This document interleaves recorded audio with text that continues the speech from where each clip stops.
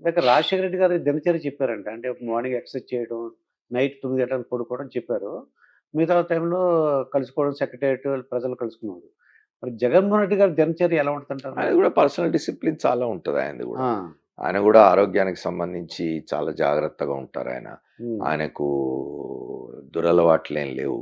హ్మ్. ఆయన మందు జోలికి పోరు ఆయన. ఓకే. ధూమపానం లేదు. హ్మ్. ఇతరమైనయి లేవు. ఆయన రోజు జిమ్ జేస్తారు. జిమ్ చేస్తారంట. ఆ! ఆయనకు శారీరక సమ్మ శారీక శార శారీరకంగా దృఢంగా ఉండే, ఆరోగ్యంగా ఉండే అలవాట్లే ఉన్నవాయనకు. హ్మ్.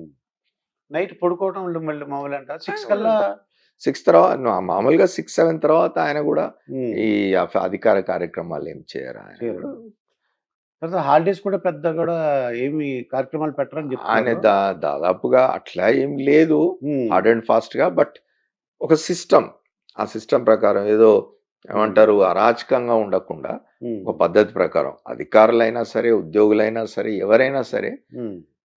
ఒక భాగం కుటుంబంతోటి, వ్యక్తిగత జీవితంతోటి ఉండాలే. హ్మ్. వ్యక్తిగత జీవితంలో ఉండాలి అని అందరూ అట్లా ఉండాలని కోరుకునే ముఖ్యమంత్రి ఆయన. అది ఎంప్లాయీస్ కూడా తొందరగా వెళ్ళిపోమని వాళ్ళకి 6కు ఎప్పుడు వెళ్ళిపోమని చెప్తారని ఇప్పుడు తెలిసింది.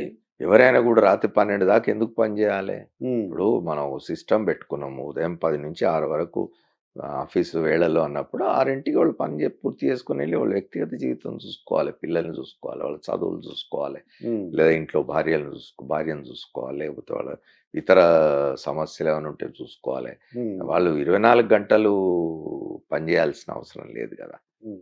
అవసరమైతే తప్పదు. బట్ అవునండి. హ్మ్. వీలైనంత వరకు హ్మ్. మీరు మీ ఆఫీసు మీ ఉద్యోగ విధులు హ్మ్. ఈ సమయంలో చేయాలే. హ్మ్. మిగతా సమయం మీ కార్యక్రమాలు, మీ వ్యక్తిగత జీవితం. ఓకే అండి. భారతి గారు కూడా మీకు తెలిసే ఉంటది. ఎందుకంటే కొన్ని ఛానెల్‌లో వర్క్ చేసింది. నాకు పెద్దగా పరిచయం లేదు వారితో. అంటే వారు హ్మ్. సాక్షి చైర్పర్సన్‌గా ఉన్న కాలంలో నేను సాక్షి టీవీలో, సాక్షి పేపర్‌లో హ్మ్. నేను కన్సల్టెంట్ ఎడిటర్‌గా పనిచేసినాను కాబట్టి, ఓకే. అప్పుడప్పుడు వారిని కలుస్తూ ఉంటాను. సౌమ్యురాలు. ఓకే. ఎవరి వి అనవసరమైన విషయాల్లో హ్మ్. జోక్యం చేసుకోరు. హ్మ్. ఆహ్, పెద్దగా పట్ల రాజకీయాల్లో జోక్యం చేసుకోవడం గానీ, హ్మ్. లేదా ప్రభుత్వంలో జోక్యం చేసుకోవడం గానీ, ఇట్లాంటివి ఉండవు. రాజశేఖర రెడ్డి గారు జీవించున్నంత కాలం జగన్మోహన్ రెడ్డి గూడా ఏనాడు ప్రభుత్వంలో జోక్యం చేసుకునే వ్యక్తి గాదు. జగన్మోహన్ రెడ్డి ఏనాడు సచివాలయానికొచ్చిన వ్యక్తి గూడా కాదు. హ్మ్. నిజానికి ఆయన హైదరాబాద్‌లోనే లేడెప్పుడు. ఆయనేదో తన వ్యాపార వ్యవహారాలు చూసుకుంటూ బెంగుళూరులో అక్కడ ఉండేవాడు గానీ, హ్మ్. ఆయనేనాడు ప్రభుత్వ విషయాల్లో జోక్యం ఆయనే గాదు. ఆయన కుటుంబంలో వాళ్ళ రాజశేఖర రెడ్డి గారి శ్రీమతి విజయమ్మ గారు గానీ, హ్మ్. రాజశేఖర రెడ్డి గారి కూతురు షర్మిల గానీ, ఇతరులు గానీ ఎవరు ప్రభుత్వంలో జోక్యం చేసుకున్న దాఖలాలెక్కడ. ఎవరు హ్మ్. ఆ మాట అనే ఇదైతే లేదు. హ్మ్. వాళ్ళ భారతి గారైనా అంతే ఆమె. హ్మ్. వాళ్ళకి సంబంధించిన కుటుంబ వ్యాపారాలేమైనా ఉంటే అవేమైనా చూస్తూ ఉంటారేమో గానీ, హ్మ్. ఆమె ఈనాడు ప్రభుత్వంలో జోక్యం చేసుకున్నది, రాజకీయాల్లో జోక్యం చేసుకున్నది లేదు. హ్మ్. సరే గిట్టని వాళ్ళు బయట ఇవాళ మన మీడియాకు చాలా స్వేచ్ఛ, అవును. అపరిమితమైన స్వేచ్ఛ గదా! ఆ! ఇష్టారీతిగా మాట్లాడుతూ ఉంటారు. హ్మ్. అయితే మీరు ఇందాక చెప్పారు. 'షర్మిల' గారోటి, విజయమ్మ గారు ఇప్పుడు కొద్దిగా 'జగన్మోహన్ రెడ్డి' గారికి ఉన్న రిలేషను ఎలా ఉందంటారు ఇప్పుడు? వ్యక్తిగత సంబంధాల గురించి మనకేం తెలుసు, కుటుంబంలో ఏం జరుగుతుందని మనం హ్మ్. పోయి చూడం గదా! ఆ! కానీ ఆమె తన కార్యక్షేత్రం రాజకీయాలు హ్మ్. తెలంగాణకు మార్చుకున్నారామె. అవునండి. తెలంగాణలో తన భవిష్యత్తును వెతుక్కుంటున్నారు. హ్మ్. తెలంగాణలో ఒక పార్టీ పెట్టుకున్నారు. ఆ పార్టీ తరఫున రేపు వచ్చే నెల జరగబోయే ఎన్నికల్లో హ్మ్. హ్మ్. మొత్తం 119 స్థానాల్లో పోటీ చేస్తామని చెప్తూ అంటున్నారు. ఉన్నారు. పాదయాత్ర చేసినారు తెలంగాణలో. హ్మ్. ఎట్లా ఉంటదో చూడాలి మరి. హ్మ్. ఎక్స్‌పెరిమెంట్ అది ఆమెది. మీ అంటే 40 సంవత్సరాలు జర్నలిస్ట్‌గా ఉన్నారు మీరు.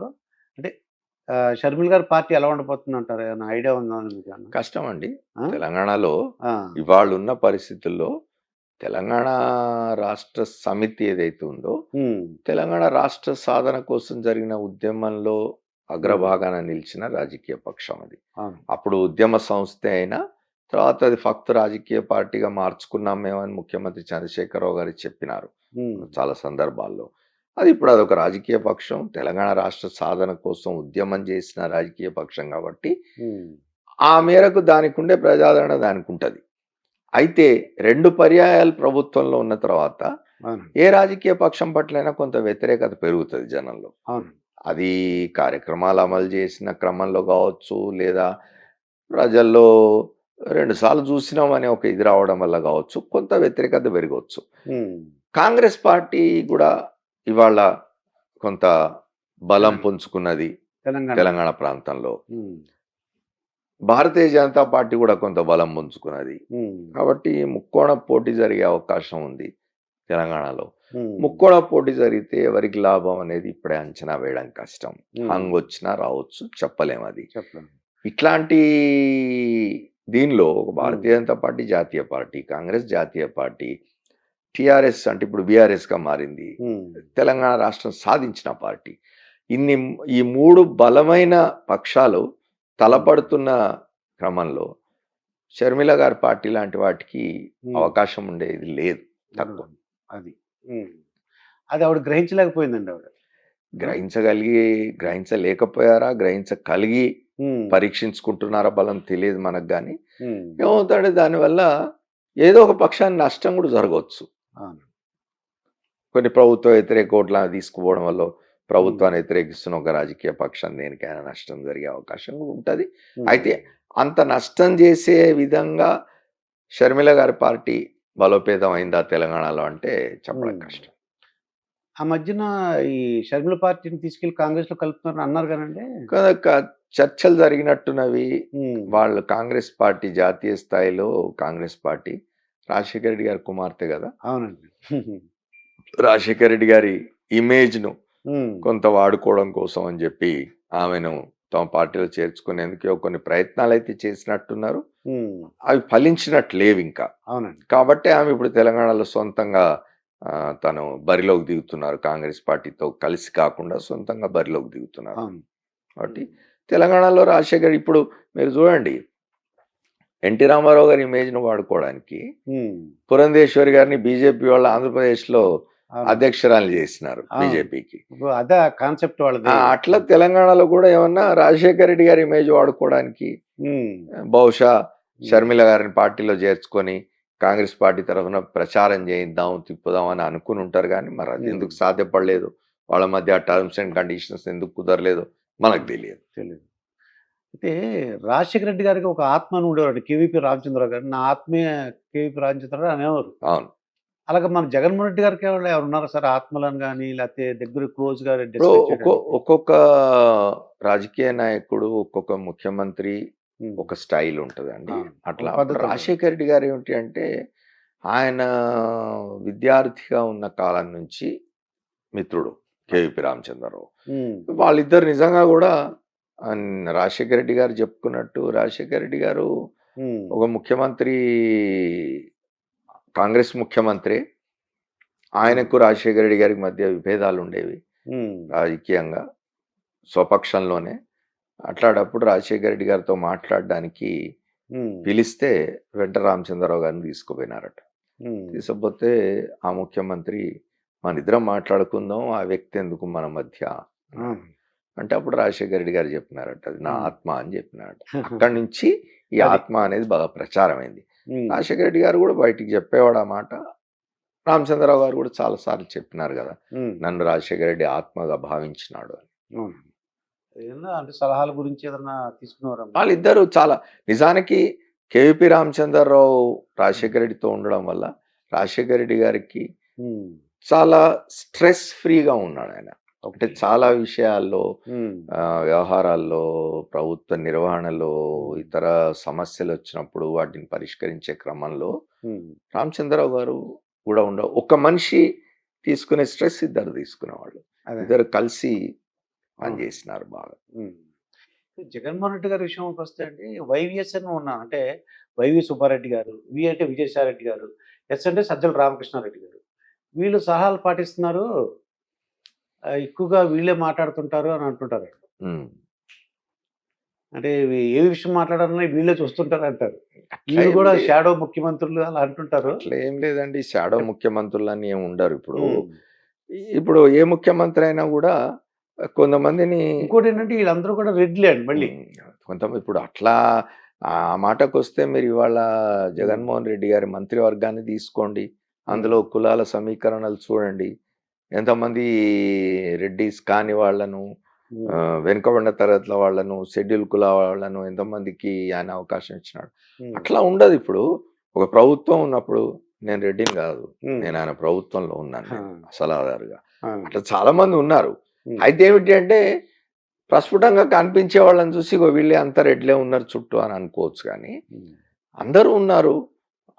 ఇప్పుడు సజ్జల రామకృష్ణారెడ్డి ఆయన చేయగలిగింది ఆయన చేస్తాడు. విజయసాయి రెడ్డి పార్లమెంట్లో ఉండి ఆయన చేయగలిగింది ఆయన చేస్తాడు. వైవి సుబ్బారెడ్డి రాజకీయాల్లో ఉండి ఆయన చేయగలిగింది ఆయన చేస్తాడు. ఒక్కడు ఏం చేసుకుంటూ పోలేడు కదా, చుట్టూ ఒక టీం ఉండాలి. ఒక్కొక్కళ్ళు ఒక రకమైన టీంను పెట్టుకుంటారు. జగన్మోహన్ రెడ్డి గారు ఇట్లాంటి టీం ఒకటి కావాలనుకున్నాడు, పెట్టుకొని పనిచేస్తూ ఉన్నాడు. వీళ్ళు మాత్రమే కనిపిస్తారంటే, ఎందుకంటే ఆయన సామాజిక వర్గానికి సంబంధించిన వాళ్ళు కాబట్టి విమర్శించడానికి అవకాశం ఉంటుంది. అది రెడ్లు అని మాట్లాడతారు. రెడ్డి సామాజిక వర్గానికి సంబంధించని వాళ్ళు కూడా చాలా మంది ప్రభుత్వంలో ఉన్నారు కదా, వాళ్ళ మాటలు కూడా వింటున్నారు కదా జగన్మోహన్ రెడ్డి, వాళ్ళ సలహాలు కూడా తీసుకుంటుంటారు కదా. అంటే రఘురామకృష్ణరాజు గారు మాట్లాడుతుంటారండి అప్పుడప్పుడు, ససామా అంటాడండి, అంటే సకల శాఖ మంత్రి అని. ఏ విషయం అన్నా సజ్జల రామకృష్ణరాజు మాట్లాడతాడు, మిగతా ఎవరు మాట్లాడరు ఏంటి? ముఖ్యమంత్రి రావాలి కదా. ఆయన రఘురామకృష్ణరాజు గారు మాట్లాడుతుంది కరెక్ట్ కాదండి. సజ్జల రామకృష్ణారెడ్డి గారు ఒకరే మాట్లాడతారు, మిగతా ఎవరు మాట్లాడడం లేదు అనేది కరెక్ట్ కాదు. మిగతా మంత్రులంతా మాట్లాడతారు. ఇవాళ మీరు చూస్తున్నారు కదా ఎంతమంది మంత్రులు మాట్లాడుతూ ఉంటారు. వాళ్ళ శాఖలకు సంబంధించి బొత్స సత్యనారాయణ తన శాఖకు సంబంధించి మాట్లాడతాడు, పెద్దిరెడ్డి తన శాఖకు సంబంధించి మాట్లాడతాడు, రోజా తన శాఖకు సంబంధించి మాట్లాడతారు, అంబటి రాంబాబు తన ఇరిగేషన్ సంబంధించి ఆయన మాట్లాడతారు. ఎవరి శాఖలకు సంబంధించి వాళ్ళు మాట్లాడతారు. సజ్జల రామకృష్ణారెడ్డి గారు ఆయన is adviser public affairs. Okay, ప్రజా సంబంధమైన పదాలు తెలియని పెదవులకు అమృత వాక్యం అమ్మ. సంతానలేమి సమస్యతో బాధపడుతున్న ప్రతి స్త్రీమూర్తి బాధను మేము అర్థం చేసుకోగలం. ఫెటినైన్ వరల్డ్ బెస్ట్ ఎంబ్రియాలజీ ల్యాబ్ మరియు జిల్ట్రిక్స్ అలారం సిస్టాన్ని మొట్టమొదటిసారిగా ఏపీ మరియు తెలంగాణలో ఈ నెల 9న ప్రముఖ సినీ నటి స్నేహ, స్పెయిన్ దేశానికి చెందిన international senior embryologist Javier Herrera గారు ప్రారంభించారు. ఈ శుభతరుణంలో రక్త పరీక్షలు, AMH test, RBS, సెమిన్ analysis, ultrasound scan, follicle scan ఈ నెల 31 వరకు ఉచితంగా అందిస్తుంది. 49 49 అంటే సంతానం, 49 అంటే సంతోషం.